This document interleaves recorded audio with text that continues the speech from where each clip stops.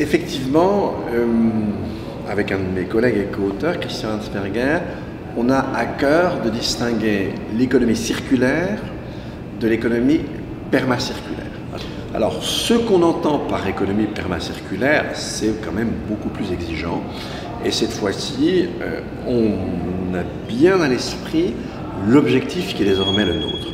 L'objectif qui est le nôtre, eh bien, c'est de revenir à, si l'on veut comprendre cet indicateur, à la consommation d'une planète par an par la population mondiale.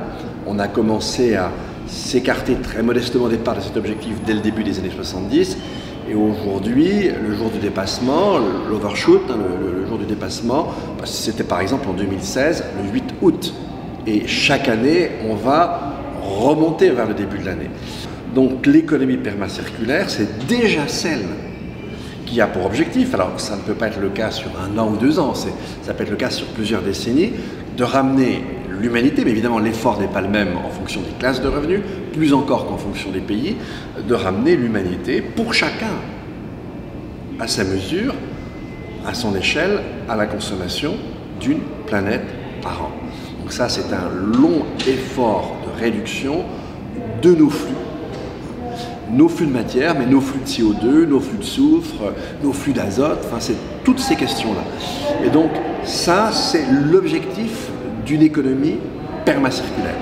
Revenir dans les limites de l'espace de sécurité pour les sociétés. Et puis évidemment, une fois qu'on sera revenu à cette limite, qu'on sera rentré à l'intérieur des limites planétaires, le problème c'est de ne pas les dépasser à nouveau. Et donc là, effectivement, ce qu'on imagine dès lors, c'est une forme d'économie stationnaire, mais une économie stationnaire, ça n'est pas une économie immobile, c'est une économie où on continue à inventer, où on bouge, où sans doute et pendant très longtemps, la démographie, contrairement à ce qu'on a connu depuis des millénaires, probablement la démographie mondiale et humaine va être sur une pente descendante, donc là, ça donne des marges différentes. Alors c'est ça une économie stationnaire, qui est un vieux concept. Le premier à l'avoir formulé, c'était au 19e siècle, John Stuart Mill. Mais Daly, dans les années 70, après le rapport Meadows, a beaucoup travaillé là-dessus.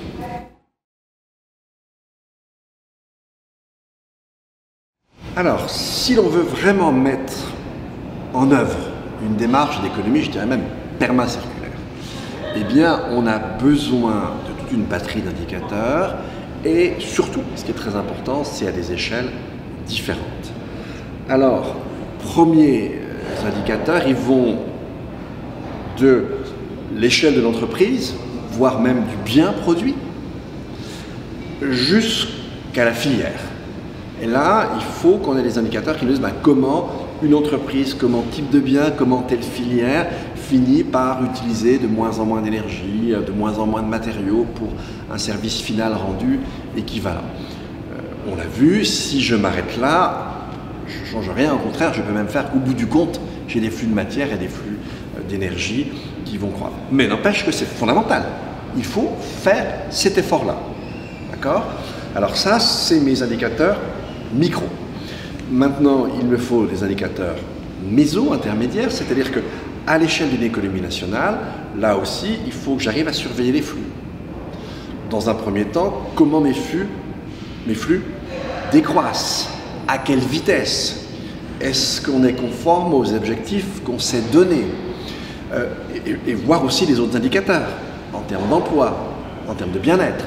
Il faut suivre tout ça à l'échelle d'une économie et les indicateurs quantitatifs et les indicateurs qualitatifs. Et puis évidemment, eh bien, j'ai une batterie d'indicateurs à l'échelle macro. Mon problème, c'est bien de revenir à une planète. Mon problème, c'est bien de revenir dans l'espace de sécurité pour que l'humanité n'accentue pas encore le changement de système, d'état du système qu'on a initié.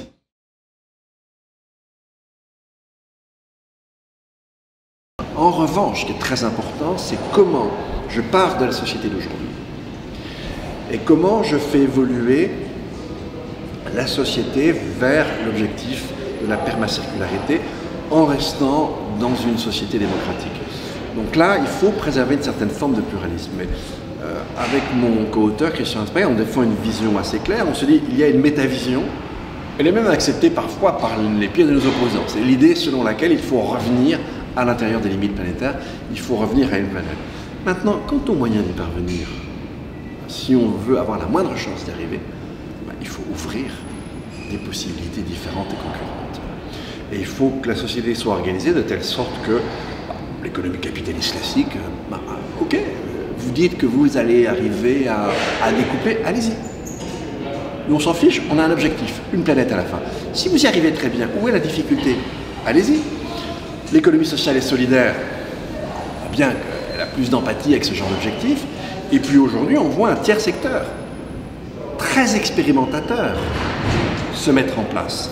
Et voilà, laissons ces trois voies se dérouler, avec probablement des modes de vie qui ne seront pas équivalents, on pourra passer de l'un à l'autre, mais allons-y, mettons-les en quelque sorte en concurrence, et puis de toute façon, l'objectif, la métavision est la même pour tous.